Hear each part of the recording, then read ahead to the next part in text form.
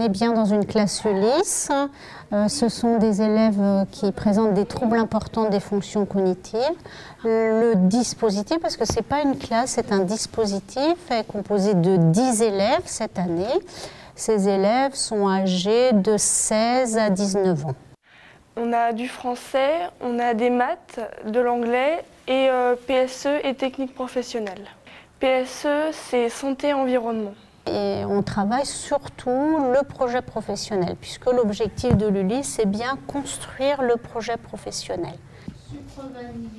Pour mettre en application des techniques, commencer à travailler des techniques professionnelles, nous avons un TP de cuisine tous les mercredis matins cette année. On apprend à être autonome, à bien s'organiser et à bien connaître la recette. En cuisine, effectivement, ce n'est pas pour qu'ils soient tous cuisiniers, loin de là. Hein. C'est pour travailler de l'organisation du travail, du respect de consignes, du respect de l'hygiène. Alors nous avons 3 ou 4 stages dans une seule année.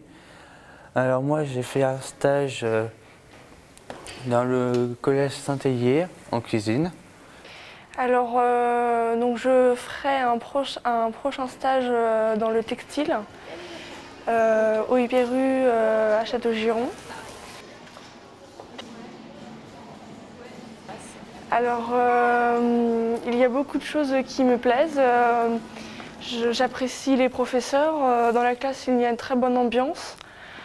On a des journées pas trop chargées, donc ça va.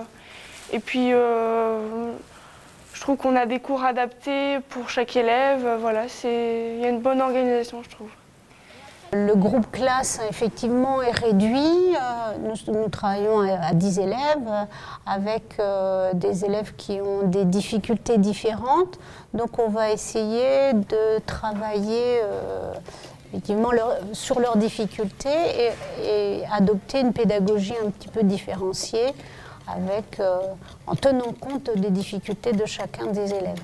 Notre professeur principal a créé un projet qui s'appelle le projet Comenius. Et en fait, on part en voyage avec d'autres élèves en situation de handicap et, donc pour découvrir des pays et puis pour communiquer les uns avec les autres. Au cours de l'année, nous avions obligatoirement une équipe de suivi où sont présents les parents. L'enseignant référent à la scolarisation des élèves handicapés et puis les professionnels qui accompagnent les élèves, ça peut être des orthophonistes, des éducateurs. Donc soit les élèves vont vers un CAP en apprentissage ou en lycée professionnel, soit ils vont vers le milieu protégé avec des ESAT, des centres d'aide par le travail. Alors moi j'hésite entre refaire une deuxième année, ici parce que c'est ma première année, et puis j'hésite à partir en CAP vente pour aller dans un autre lycée, donc voilà, je ne sais pas encore.